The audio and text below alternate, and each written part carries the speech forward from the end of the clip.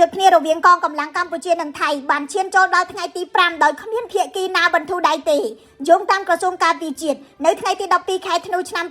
2025យោធាថៃបានបើកការវាយប្រហារជាបន្តបន្ទាប់ដោយកំភ្លើងធំនិងរថវាយដែកនៅសមរភូមិនៅក្នុងខេត្តឧត្តរមានជ័យនិងបន្ទាយមានជ័យលោកស្រីម៉ាលីសុជាតាអ្នកនាំពាក្យក្រសួងការពារជាតិនិយាយនៅក្នុងសន្និសីទព័ត៌មានថាកងទ័ពថៃបានបន្តបាញ់អាវុធធុនធ្ងន់គ្រប់ប្រភេទចូលទៅក្នុងទឹកដីកម្ពុជាវាយប្រហារទាំងភូមិស៊ីវិលដែលមានប្រជាជនកំពុងរស់នៅលោកស្រីបានឲ្យដឹងថាថៃបានវាយសម្រុកយ៉ាងខ្លាំងក្លានៅតំបន់ប្រាសាទតាមាន់តាក្របីទួល95ជប់គូគីនិងថ្មដូននៅក្នុងខេត្តឧត្តរមានជ័យនៃយុទ្ធភូមិភាគទី4ដោយប្រើកាំភ្លើងធំលើរថក្រោះកាំភ្លើងយន្តនិង Sniper តាំងពីយប់ថ្ងៃទី11ដល់ព្រឹកថ្ងៃទី12ខែធ្នូ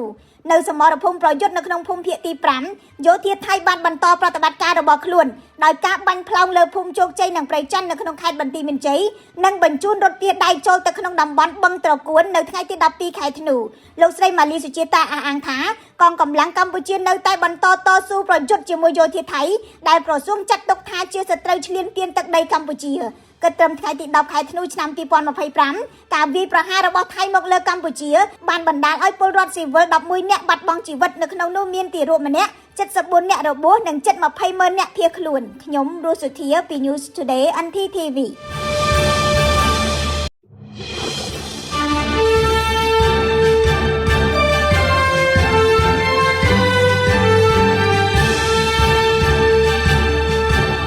ក្រសួងមហាផ្ទៃកម្ពុជានៅថ្ងៃទី11ខែធ្នូឆ្នាំ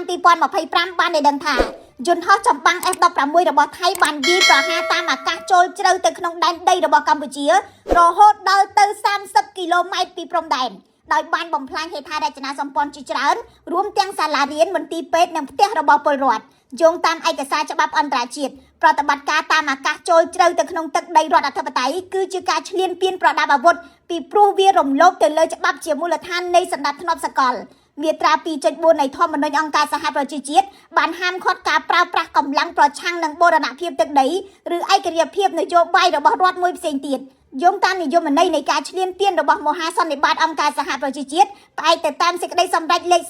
3314ការបញ្ជូនកងកម្លាំងប្រដាប់អាវុធទៅវាយប្រហារទឹកដីរបស់រដ្ឋមួយផ្សេងទៀតរួមទាំងតាមអាកាសផងដែរគឺជាទង្វើឈ្លានពានដូច្នេះយន្តហោះចម្បាំងថៃឆ្លងកាត់ចូលដែនអាកាសកម្ពុជាចម្ងាយ30គីឡូម៉ែត្រហើយវាយប្រហារភូមិឋាននានាត្រូវបានចាត់ទុកថាជាការវាយប្រហារដោយចេតនានិងខុសច្បាប់លើទឹកដីអធិបតេយ្យម្យ៉ាងវិញទៀតការវាយប្រហាររបស់ថៃសំដៅទៅលើជនស៊ីវិលអាចជាឧក្រិដ្ឋកម្មសង្គ្រាមបន្ថែមទៀតដោយរំលោភទៅលើអនុសញ្ញាទីក្រុងហ្សឺណែវស្តីពីការហាម5វាយប្រហារជនស៊ីវិលនិងហេដ្ឋារចនាសម្ព័ន្ធស៊ីវិលសកម្មភាពទាំងនេះក៏ផ្ទុយទៅនឹងសន្ធិសញ្ញាមិត្តភាពនិងសហប្រតិបត្តិការរបស់អាស៊ានផងដែរយោងតាមក្រសួងមហាផ្ទៃកម្ពុជាខេត្តចំនួន6របស់កម្ពុជាបានរងគ្រោះពីការវាយប្រហាររបស់ថៃតាំងពីថ្ងៃទី8ខែធ្នូឆ្នាំ2025ការបាញ់ផ្លោងដោយកាំភ្លើងធំនិងការជញ្ជ្រុំវាយប្រហារតាមអាកាសរបស់ថៃបានបំផ្លាញផ្ទះសម្បែងអគារក្រុមហ៊ុនឯកជនអគាររដ្ឋបាលសាលារៀនវត្តអារាមប្រាសាទបុរាណផ្លូវថ្នល់និងអង្គភាពសាធារណៈជាច្រើនកន្លែង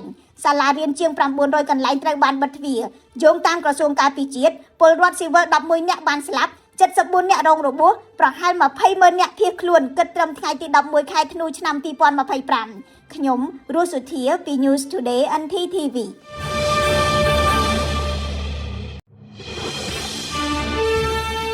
នាយករដ្ឋមន្ត្រីថៃលោកអនុទានឆាន់វីរៈកុលបានប្រកាសរំលាយសភាទាំងយប់ថ្ងៃទី11ខែធ្នូឆ្នាំ2025លោកនិយាយថាលោកប្រគល់អំណាចឲ្យពលរដ្ឋថៃវិញប៉ុន្តែសម្ដីដ៏ពិរោះរបស់អនុទាននេះគឺសម្រាប់តែលំអក្រុងប៉ុណ្ណោះការពិតនាយករដ្ឋមន្ត្រីសម្ដីវិលល្ងាចរូបនេះកំពុងតែព្យាយាមរក្សាតំណែងជានាយករដ្ឋមន្ត្រីចាំផ្ទះរហូតដល់មានការបោះឆ្នោតនៅខែកុម្ភៈឆ្នាំ2026មុនប្រកាសរំលាយសភាតំណែងរបស់លោកអនុទានកំពុងរង្គោះរង្គើគណៈបកភឿថៃក្រុងដាក់ញត្តិសម្ដែងការមិនទុកចិត្តចំពោះរដ្ឋាភិបាលរបស់លោកអនុទានដែលនឹងបើកផ្លូវឲ្យសមាជិកសភាបោះឆ្នោតឡើងវិញមុនការបោះឆ្នោតថ្នាក់ជាតិប្រសិនបើទទួលសម្លេងមិនគ្រប់គ្រាន់តំណែងរបស់លោកអនុទាននឹងជ្រុះដល់ដីទំនងលេខបានឈរឈ្មោះជាថ្មីនៅក្នុងគណៈបកភូមិใจថៃរបស់លោកដែលកំពុងតែប្រទាំងប្រទើផ្ទៃក្នុងដូច្នេះលោកអនុទានត្រូវតែប្រញាប់រំលាយសភាមុនពេលសភារំលាយលោកអ្វីដែលសំខាន់នោះការរំលាយសភាមិនបានរំលាយការទទួលខុសត្រូវរបស់លោកអនុទានទេយោងតាមច្បាប់ថៃនាយករដ្ឋមន្ត្រីចាំផ្ទះនៅរក្សាអំណាចពេញលេញលើសន្តិសុខជាតិនិងបញ្ជាការយោធា ហើយយោងតាមច្បាប់អន្តរជាតិមេដឹកនាំនៅតែទទួលខុសត្រូវចំពោះការរំលោភបំពានណាមួយរួមទាំងការវាយប្រហារឆ្លងកាត់ព្រំដែនការវាយប្រហារលើជនស៊ីវិលឬការបំផ្លាញបេតិកភណ្ឌវប្បធម៌ដែលធ្វើឡើងដោយអាណត្តិនៃការកាន់តំណែងរបស់លោកនោះមានន័យថាលោកអនុទានអាចការពារអំណាចតែមិនអាចកិច្ចពីការទទួលខុសត្រូវចំពោះការសម្រេចចិត្តដែលធ្វើឡើងក្រោមការដឹកនាំរបស់លោកនោះទេរួមទាំងការដាក់ពង្រាយយន្តហោះ F16 វាយប្រហារចូលជ្រៅក្នុងទឹកដីកម្ពុជាប្រតិបត្តិការដែលបណ្ដាលឲ្យពលរដ្ឋខ្មែរ11នាក់ស្លាប់74នាក់របួសនិងភៀសខ្លួនជិត20,000នាក់ជារួមចេតនាពិតប្រាកដនៃការរំលាយសភារបស់នាយករដ្ឋមន្ត្រី24ម៉ោងក្រឡាស់សម្ដីម្ដងរូបនេះគឺដើម្បីការពារអំណាចផ្ទាល់ខ្លួនមិនមែនការពារប្រយោជន៍របស់ប្រជាជនថៃឡើយខ្ញុំរស់សុធាពី News Today NTTV